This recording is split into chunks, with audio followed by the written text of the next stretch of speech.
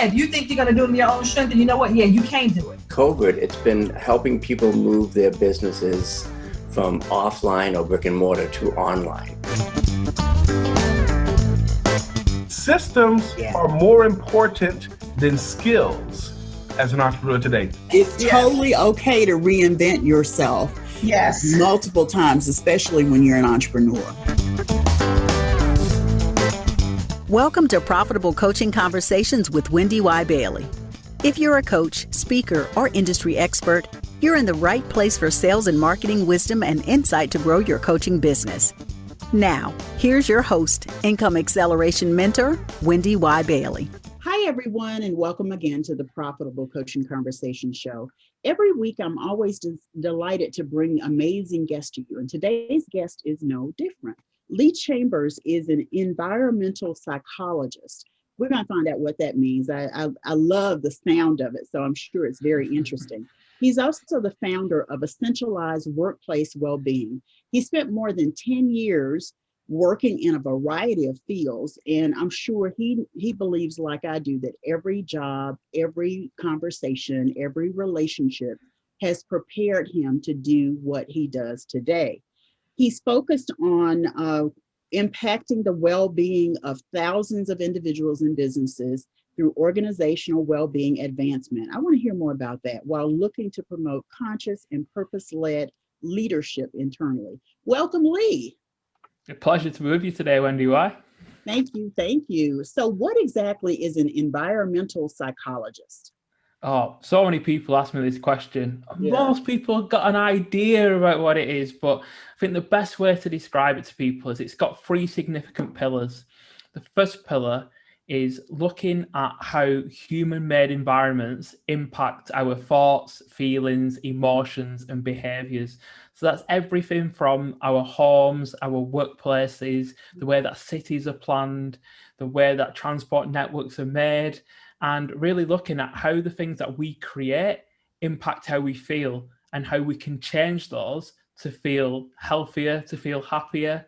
And that's where a lot of my work lies within workplaces, looking at elements such as psychological safety, looking at organizational cultures and how they can precipitate feelings of participation and belonging, and really looking at how the design of offices physically, in terms of the acoustics, the lighting, the ventilation, also impact on our ability to regenerate energy and feel well and healthy. The second group of my contemporaries work specifically around looking at the environmental interaction with nature. So what going out into nature and going outdoors does to us as human beings, both psychologically and physiologically, because a lot of us now, we're probably more likely to be in cities working.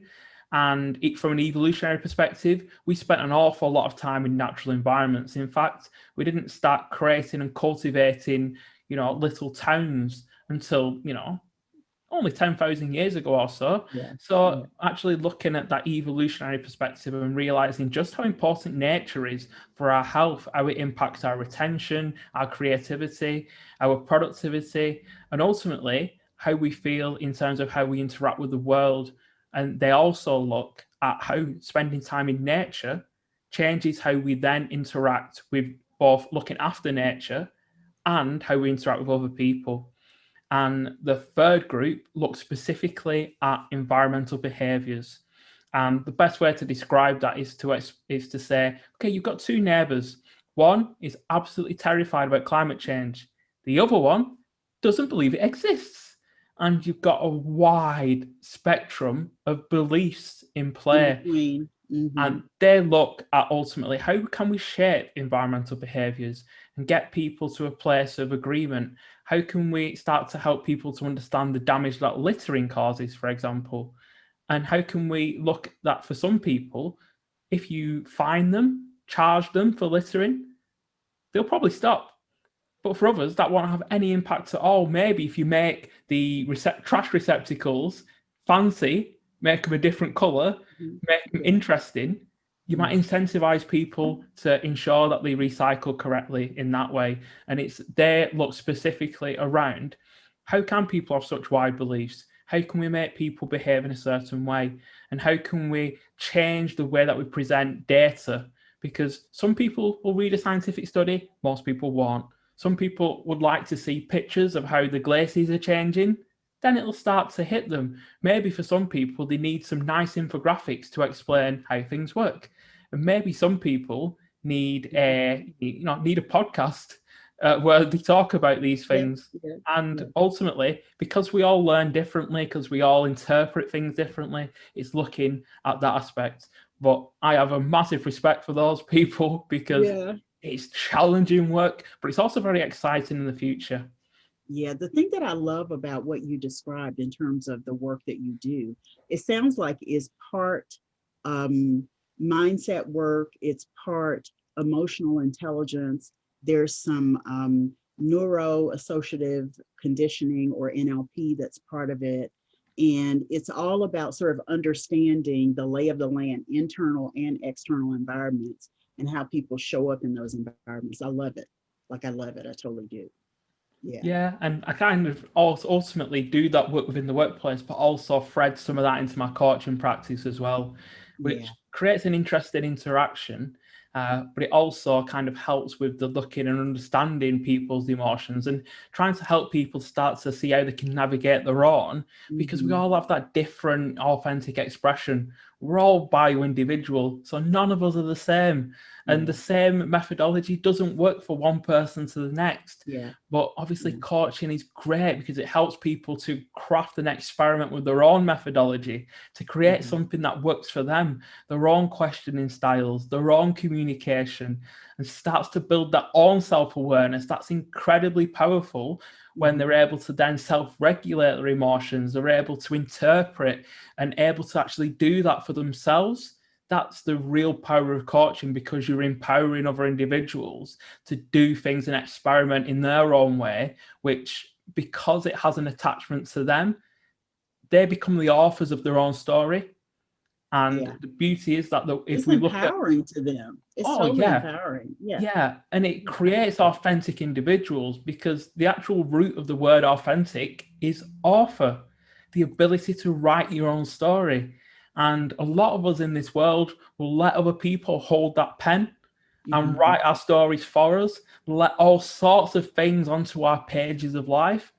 But when you build that self-awareness, when you start to cultivate the empathy for other people, you suddenly are able to grasp that pen and start writing your own story. And that is the incredible, powerful aspects of coaching that I incredibly appreciate and really enjoy seeing my clients enable that and thrive. Yeah, I love that. I love that. You're so right. I can't help but say that you have an accent. Tell us a little bit about, I know people have heard it, but tell us a little bit about where you're from. I know you're across the pond, as they say, but tell us a little bit of a backstory about your accent. Yeah, so I live in a place called Preston, and it's in the north of England, facing out towards the Atlantic. So what we get is the tail end of any storms that have hit Florida. Pretty much hit here, but they come all the way across the pond, and they're just a rain shower by that time. Thankfully, we don't get too much of that. But what we do get is a lot of rain here where I'm from. And in the north, it's a little bit different to London. We live here very close to Manchester and Liverpool, which are well-known places and big cities in their own right. But yeah, I actually grew up here in this small part of England. And for me, it's been a real interesting journey as a young Black male, because here, very few of us in terms of the young Black population, we are the minority in many ways. And yet being surrounded by people from different cultures has been really interesting and given me a very diverse upbringing. For me, I was the first one in my whole extended family to make it to university, which was something I was really proud of and was really a privilege. And my parents really pushed for that because they felt it would be a great example to the rest of our extended family if I could get into education and show that you could be successful in that aspect. And I have two younger brothers, so I was always wanted to be an example for them. But as a young boy, Wendy, why I was curious. Yeah. I was always I asking can believe questions. that. Just because of who you are today, I can believe that. Yeah, and I was also a little bit disruptive, getting myself into places where sometimes I'd find interest, but sometimes I'd find a little bit of trouble because I was willing to push those boundaries and really start to try and cultivate who I wanted to become. And that was a challenge in itself because it's difficult to build self-awareness when you don't really feel like you have the tools to do so. And I went through some mental health challenges at university, which caused me some significant issues, but also became the catalyst for me to start to look at my own self-awareness and the man that I wanted to become, and how I could take an identity that I built myself and chisel that over the years to become the man that I am today. And actually, for me, the person and the man that I am, the father, the son, the husband, has been cultivated out of adversity. The challenges that I've had in my life are the ones that have made me grow into the person that I am. Through the suffering, I've managed to see the opportunities, and it's the suffering that has actually happened. Instead of happening to me, it's almost happened for me to take me out of comfortable phases of my life and keep me growing and pushing on. And really, it's got to a point now where the challenges that I had around my health, losing the ability to walk, the chronic condition that I manage, have absolutely ignited the fire inside of me that I have to go and empower others to make an impact on the world. Because if I can empower others, enable them, give them a little bit of support and encouragement, and maybe the odd little bit of advice, even though there's way too much advice out there, not enough encouragement. Yeah. But you understand your responsibility to show up for your clients, is what I hear. Yeah, exactly. Very good.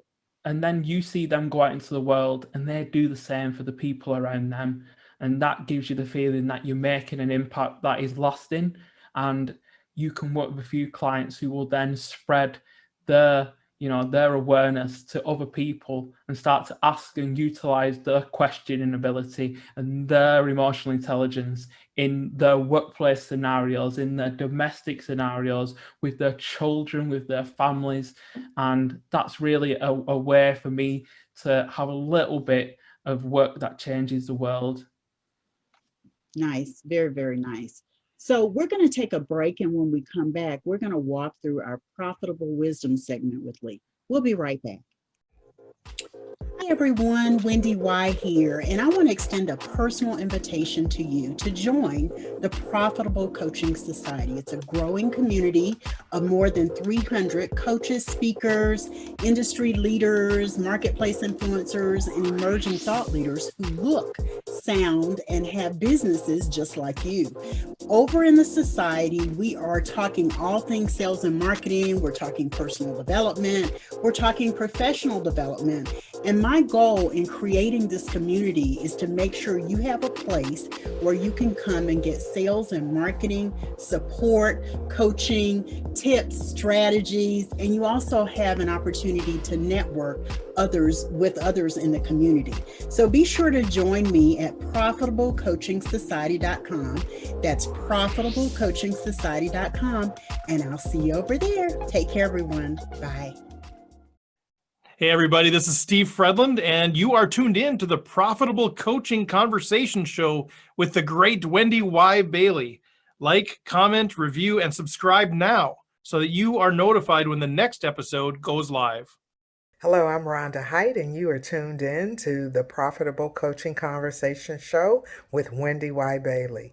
Like, comment, review, and subscribe now so that you are notified when the next episode goes live.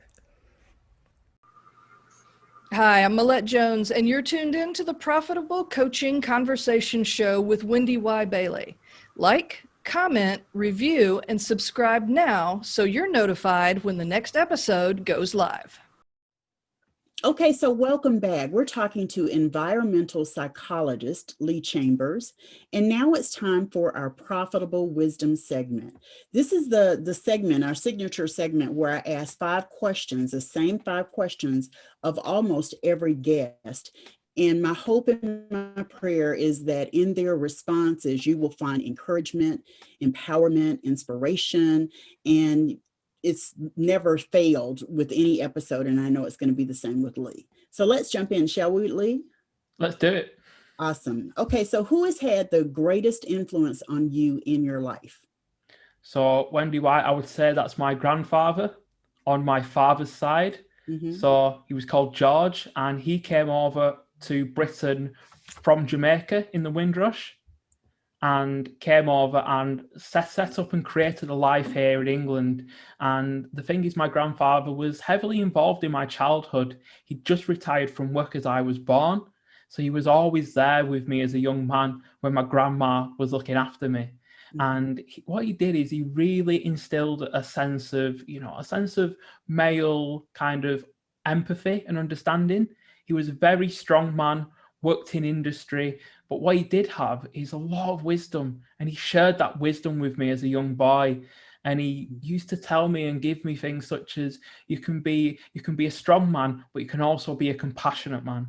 And he used to tell me, be honest, be transparent. That is the way to, make a life for yourself. Don't try and be something that you're not, but aspire to be more. And he passed away 2 years ago, but his legacy still lives on through me. Yeah, absolutely. What an amazing man he was. I just can't think of the average man instilling that kind of wisdom in that way to their grandchildren. So that's awesome. So what's the best business advice you've ever received? So I would say the best business advice I've ever received was about 10 years ago. And my mentor at the time told me these few words. He said, don't take advice and don't conform. And that was amazing advice to me at the time. Because simple, as a young but clear. Yeah. Yeah, as a young man, I wanted to, try and conform to the tribe and take other people's best practice all the time and try and create that. And I'd been told when I was a bit younger than that, when I'd gone with a business plan, that it was a great business plan, but I was going to struggle to execute it because I was young and diverse. I hadn't shaped and smoothed my edges in industry. And I just had a bit of an attitude problem and would struggle in certain industries because of the, how lacking in diversity they are, how they are skewed towards an older audience, and how they simply didn't want the status quo disrupting. But somebody of influence and somebody who I saw as influential is telling me, in fact, don't take advice, find your own way and don't conform, because being different is the way you're going to create something that is different. And people will need something different in the future, because if you're trying to create for today, by the time you've created it, it will be last week's news. Yeah. Awesome. So what's been your largest single sale, the dollar amount and the circumstances in your business? Yeah, in your business. So prior to my coaching business, I had a video game business, and naturally dealing with wholesale stocks, we could have some very big days of sales. So the actually biggest day of turnover I ever had was $17,500 in a day. And that's big in a day. That's big. No matter what you're selling, that's big. That's great. Yeah. And that was a lot of units shipping out to Europe. And it was a great adventure. And I've recently exited that business to really focus on my coaching business and my workplace business, because it makes so much more of an impact, not in terms of the dollar value necessarily, but in terms you're fulfilled by the work that you do. Yeah, it fills me up in a way that dollars couldn't. Yeah, for sure. How long have you actually been in your coaching business?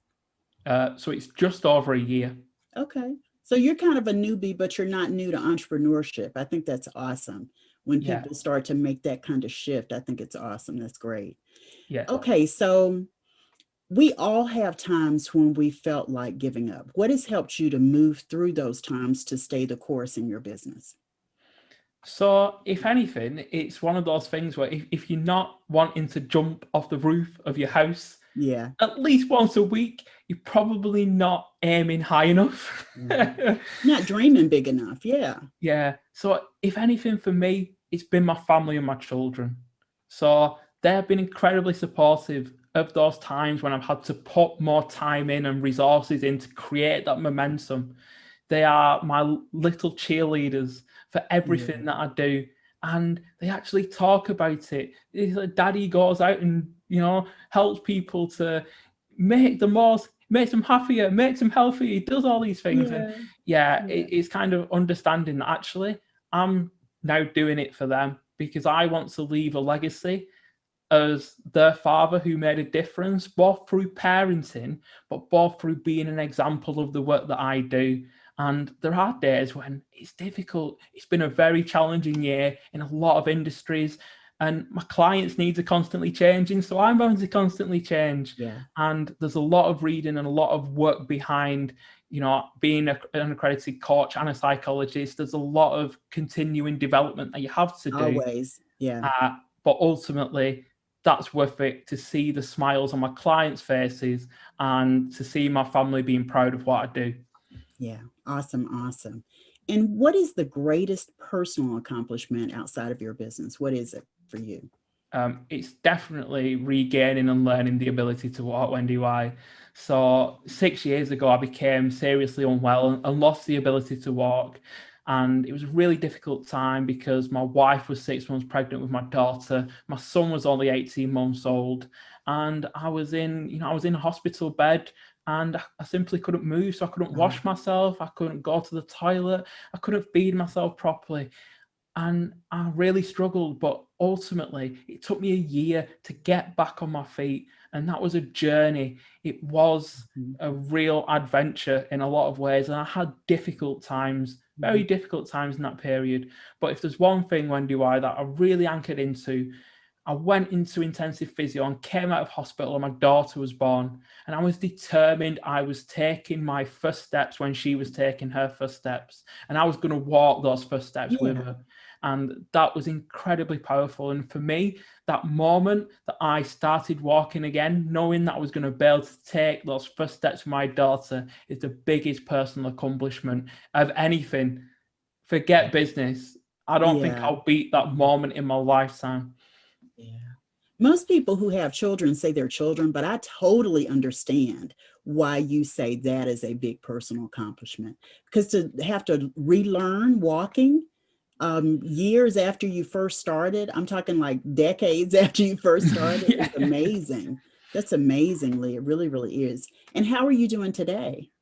So I'm doing really well today. I can walk for quite a few miles without any aids. I'm getting stronger every year and really managing my, chronic illness to the point where, like I've alluded to before, I'm actually now medication free. Excellent. Congratulations. Yeah. Thank you. And I love it. I read it in your bio, but I didn't read it on air. But yeah, you have been on a mission to get off the meds. So it's great to hear that you're already off the meds and you're still doing well. Yeah. Really, really, really great news. Thank you. Yeah. So we're going to take another break. And when we come back, Lee's going to share his parting thought and he has a gift for you. We'll be right back.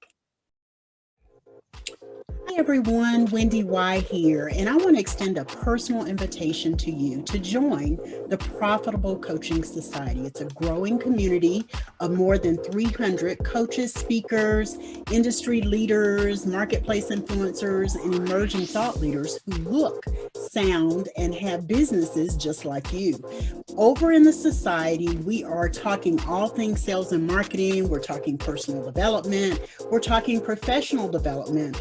And my goal in creating this community is to make sure you have a place where you can come and get sales and marketing support, coaching, tips, strategies, and you also have an opportunity to network with others in the community.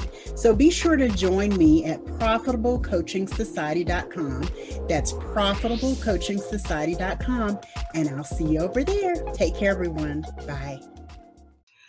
Hi, I'm Barbara J. Faison, your mindfulness and meditation ambassador, and you're tuned into the Profitable Coaching Conversation show with Wendy Y. Bailey. Be sure to like, comment, review, and subscribe so you're notified when the next episode goes live. Hi, I'm Lee Chambers, and you're tuned into the Profitable Coaching Conversation Show with Wendy Y. Bailey. Like, comment, review, and subscribe now so you're notified when the next episode goes live. Hi, I'm Sharita Sparrow, your world-class therapeutic art practitioner, and you're tuned into the Profitable Coaching Conversation Show with Wendy Y. Bailey. Like, comment, review, and subscribe now so you can be notified when the next episode goes live. Okay, everyone, we're back and we've been talking with environmental psychologist Lee Chambers, and it's been a fascinating conversation. We've talked about a lot of things, your journey that brought you to do what you do now in your coaching business, how you serve other coaches. We've also talked about some personal things and some triumphs you've had in that area. If there's one nugget that you'd like to leave people with, what is that parting thought that you'd like to share? And think of it as, okay, you've heard everything I've said. This is the one thing that I want you to walk away with. I want you to remember this one thing from our conversation. Yeah, so it's definitely going back into the don't conform and don't always take advice. So we've been through a challenging period and there's been a lot of adversity out there. But if there's one thing that sets us apart, it's the fact that you are a unique individual. And the only way to get the best out of yourself is to treat yourself like one big experiment. Experiment with what you eat, what you consume, the things that you learn, how you sleep, how you move your body. Just get out there. There's things that you enjoy. Anchor into those and make the most of them, because life can be short and adversity doesn't discriminate. But if there's one thing that we do have control over, it's the ability to become more self-aware of ourselves, because at the end of the day, we all hold the keys to our own hearts. And if we just start to unlock it, we'll find that there's so much treasure inside all of us. Nice. Very, very nice. And I know you have a gift for everyone. Describe your gift and we'll put the link in the show notes. Yeah, so my gift to you is my ebook, 80 Ways to Live Authentically and Find Your Purpose. And that ebook is a series of 70 questions and 10 exercises. And the beauty of it is, the reason why there's so many questions, that might scare you off, but actually it's because different questions resonate with different people. Mm-hmm. And what I would like you to do is go through that workbook and find those 10 questions out of the 70 that actually make you feel, yeah, this is a question that I could answer. Answer that question. It'll start to explore the reasons behind why you do what you do. You'll start to get a chance to reflect on things in the past and how you can use that in the future. You'll start to be able to look and start to plan and prepare for the things that you can do. And hopefully it will give you some little bits, little nuggets, little bombs of wisdom that you can start to action every day to get closer towards your potential. And really, that's what we all want. We want to make progress, we want to be happy, and we want to start to get more understanding of ourselves. Yeah, awesome, Lee. Awesome. Thank you so much for being here and serving as a guest on the podcast. It's been an absolute pleasure, Wendy Y. Awesome. So we'll see you again for another episode of the Profitable Coaching Conversation Show. Be sure to join us at the Profitable Coaching Society. Go to profitablecoachingsociety.com and we'll see you there. Take care, everyone. Until next time.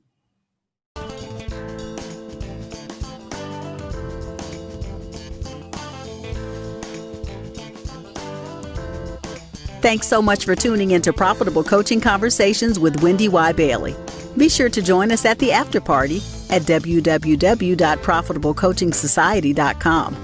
We'll see you next time for more sales and marketing wisdom and insight from Wendy Y. and her amazing guests. Be sure to like, comment, and subscribe, and turn on the notification bell so you know when new episodes are posted.